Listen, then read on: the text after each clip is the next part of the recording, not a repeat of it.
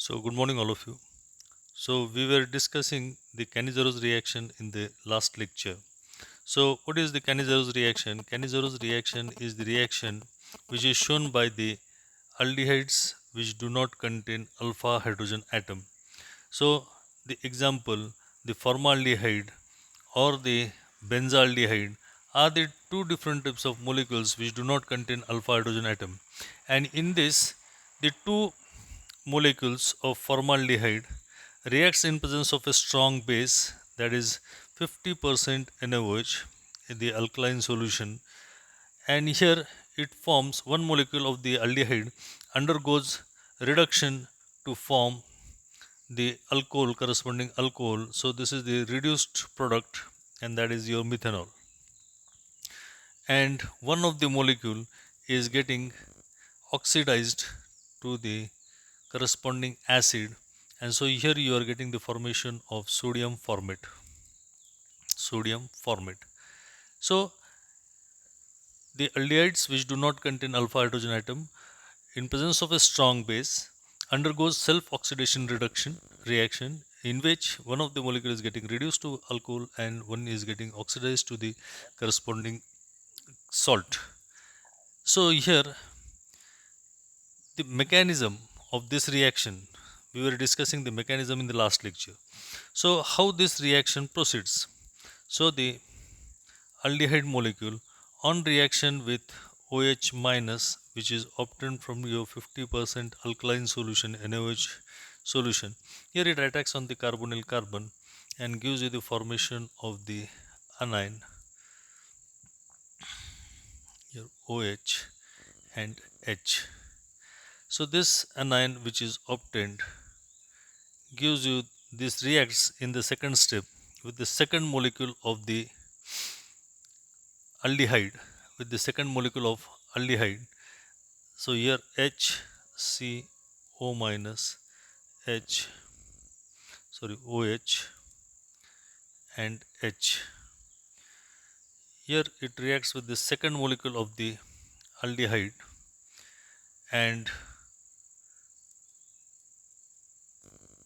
here this electron pair shifts towards the carbonyl. As carbonyl carbon is electropositive, accommodates this electron, but it becomes pentavalent, and so this proton is transferred to this carbonyl carbon of the second molecule, and we are getting the formation of HC double bond OH, that is the formic acid, plus HCH and here O minus. So this is the alkoxide ion which is obtained, and so this alkoxide ion which is obtained in this reaction, this undergoes immediately a, means here in this step this H leaves the molecule along with the electron pair, so it is H minus, and so it is called as your hydride ion transfer. It's called as your hydride ion transfer, and so this hydride ion transfer takes place, and you get the formation of the formic acid and the alkoxide ion. But here immediately it undergoes the proton shift. The H plus transfer is taking place immediately from the acid molecule, as it is ionized very easily, and the alcohol is unstable, alkoxide is unstable, so it forms the sodium salt of carboxylic acid which is present in the solution, and here we get the formation of a methanol molecule. And so this is your reduced product. Methanol is your reduced product and sodium formate is your oxidized product. So in this way we are getting the formation of the two different products in this reaction. So here we are considering both the similar molecules, but there is a tendency of the aldehyde molecules which can undergo cross Cannizaro's reaction also. Means if the two different, a mixture of two aldehydes, if the mixture of two aldehydes is allowed to react, suppose the formaldehyde, if it reacts with the benzaldehyde, here this undergoes the reaction in the same way, but Here oftenly the smaller molecule, that is the formaldehyde, it will all immediately undergo oxidation and will form sodium formate, and whereas it will get converted into benzyl alcohol, that is CH2OH. The benzyl alcohol will be formed in this reaction. And so in this way the cross Cannizzaro reaction can also take place. So the intramolecular Cannizzaro is also possible. Intramolecular Cannizzaro means which is taking place within, here this is the intermolecular Cannizzaro, here this is the intermolecular Cannizzaro, and here intramolecular means in intramolecular Cannizzaro reaction. So it takes place in the same molecule, within the same molecule. So here the example is your glyoxal,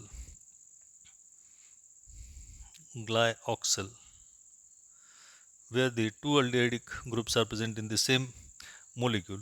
In presence of the strong base, that is 50% NaOH, it forms alpha hydroxy acetic acid. It forms alpha hydroxy acetic acid.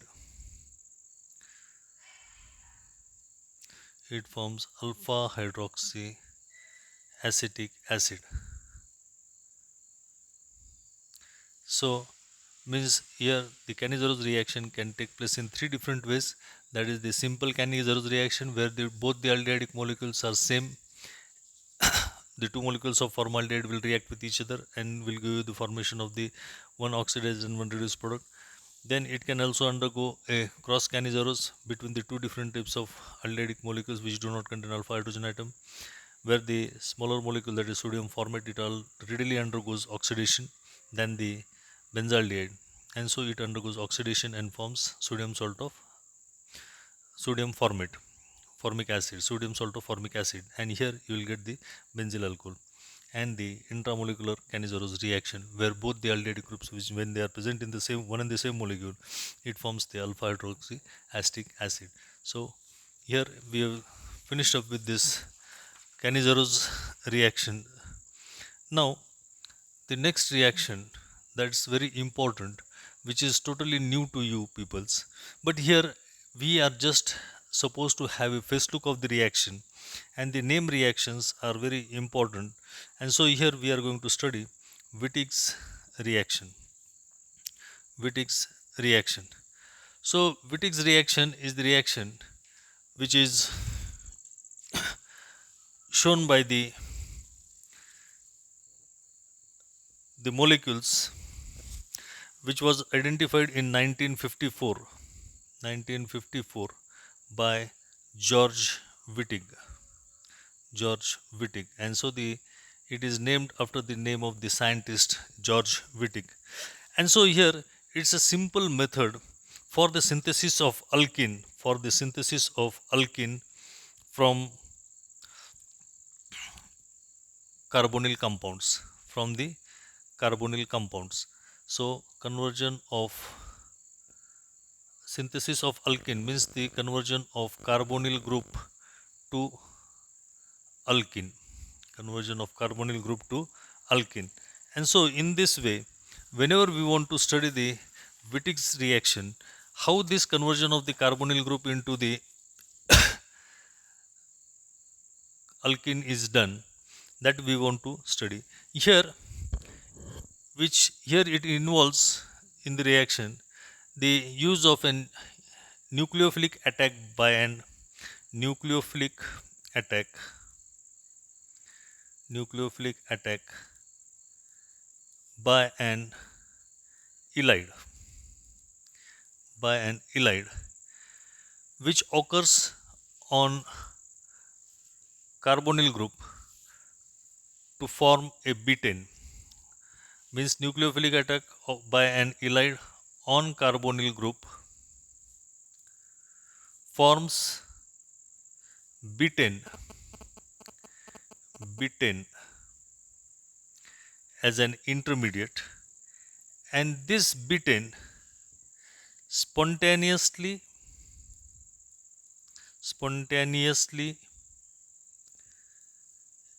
undergoes elimination to form alkene.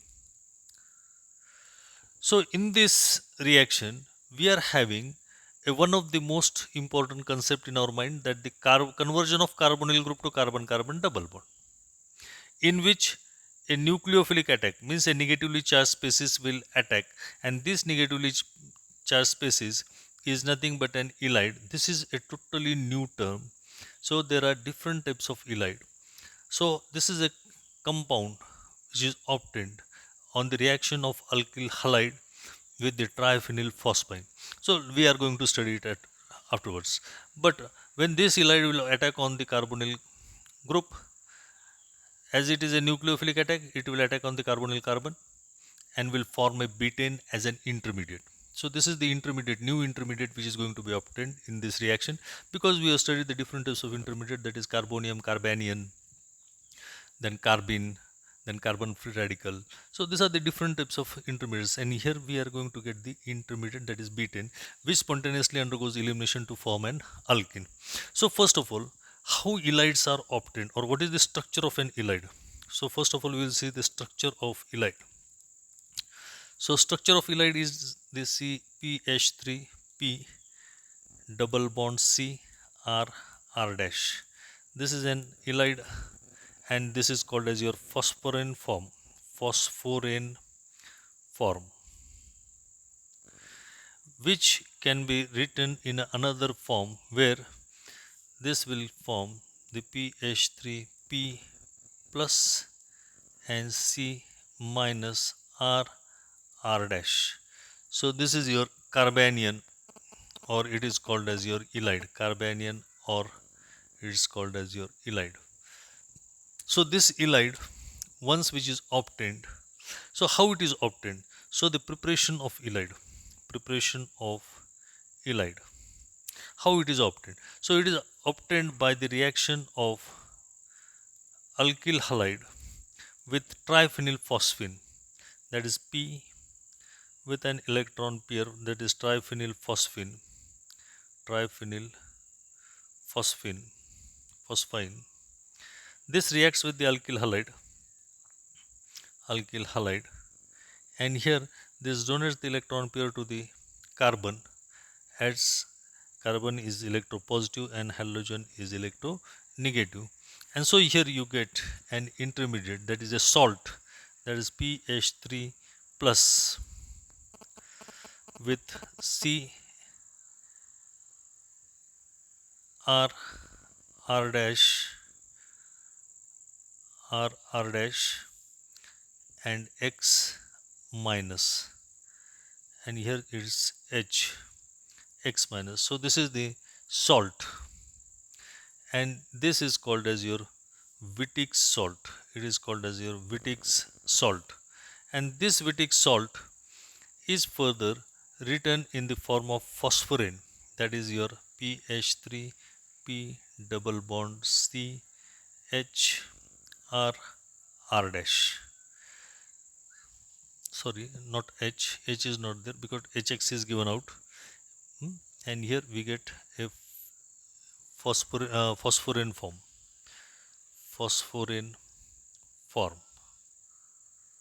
and this phosphorane form can be written as an ylide.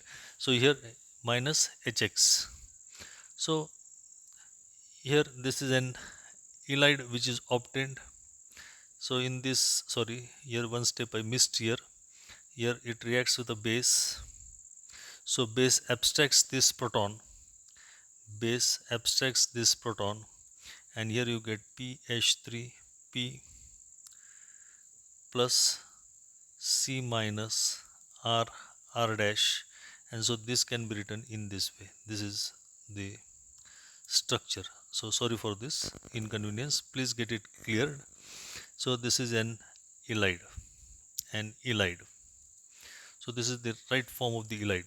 So once the alkyl halide react with triphenyl phosphine, you get the formation of the Wittig salt. Wittig salt react with the base. Base abstracts this proton and gives you the formation of C minus and here P plus. So it is an ylide, and this ylide is written in an phosphorine form also. And so this further reacts with carbonyl compound. This further reacts with carbonyl compound. So how it reacts with the carbonyl compound? Now here the main reaction with carbonyl group. And so this carbonyl group reacts with the phosphorine or an ylide. So here we get the formation of this ylide. This ylide reacts with the carbonyl group and it undergoes a nucleophilic attack. It undergoes a nucleophilic attack, and this pi bond breaks and gives the electron pair to the carbonyl group. And so further, here you get the formation of the molecule, that the intermediate which we have discussed in the start, very in the definition of the reaction, that is the butane. A butane is formed, R R dash P PH3, and here the positive charge. And so this is a butane. This is a butane, and this butane is in again getting converted into a cyclic structure, that is PO. This forms the bond PH3. So here this butane which is obtained, this butane spontaneously undergoes elimination. This butane spontaneously undergoes elimination. So how it undergoes elimination? So here